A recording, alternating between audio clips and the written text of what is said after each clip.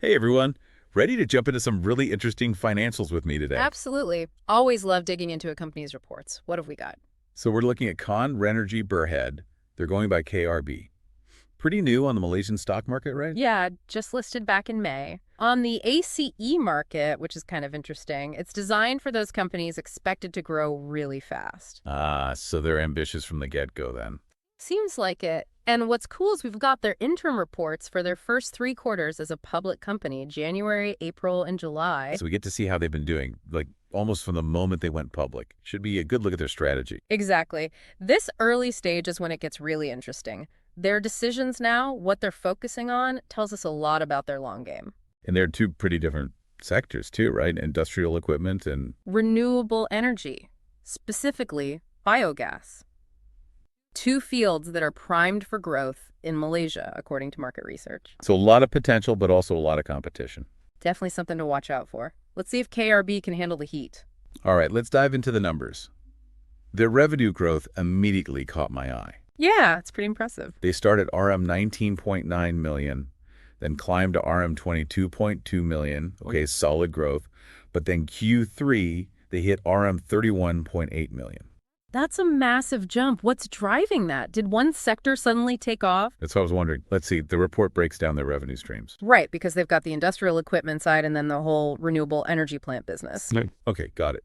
So in Q2, their Renewable Energy and Co-generation plant segment, that's where they saw a huge jump. How huge are we talking? Hold on to your hats. 179.3% increase. Whoa.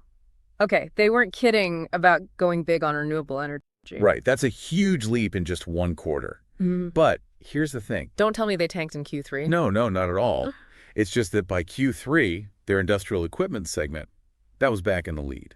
Interesting. So maybe a bit of a balancing act going on? That's what it seems like. Although in their reports, they've been very clear about wanting to build more power plants. Makes sense. More plants mean more consistent revenue in the long run. Exactly.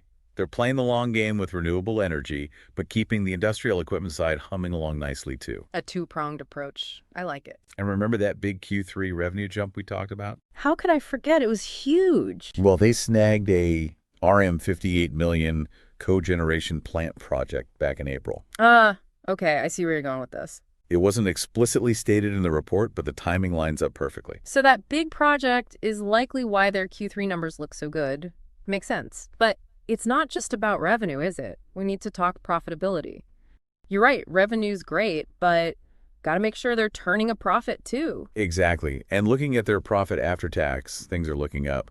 RM 5.15 million in Q1, RM 6.5 million in Q2, and then they hit RM 8.4 million in Q3. So their profits are growing alongside their revenue. That's a very good sign. Shows they can handle that growth without their margins getting squeezed. That's definitely something investors like to see. Consistent, profitable growth, that's the sweet spot. But they did mention a lawsuit in the report, something about a fire incident. Yes.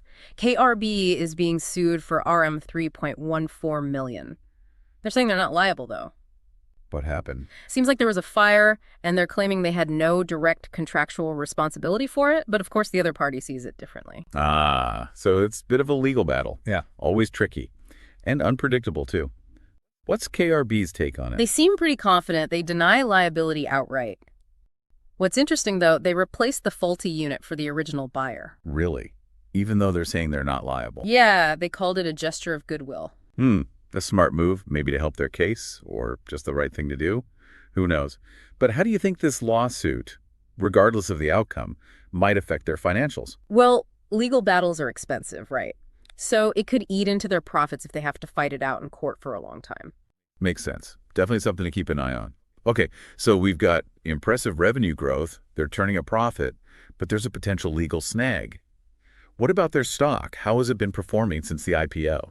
It's been a bit of a roller coaster ride, honestly, which isn't unusual for a newly listed company, especially one with such ambitious plans. They're talking about a new power plant, facility upgrades, even eyeing some acquisitions. Well, they're not wasting any time. Lots of potential for growth, but also lots of unknowns.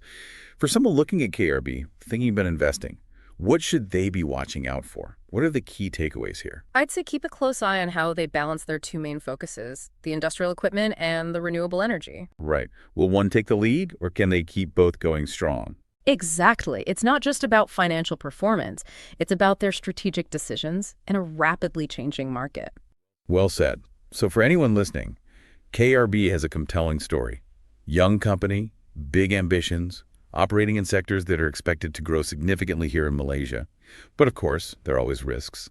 That lawsuit is still up in the air, and ambitious plans often come with their own unique challenges. Couldn't agree more. As always, do your own research, folks. Every deep dive, every set of financials, it's a new puzzle to figure out.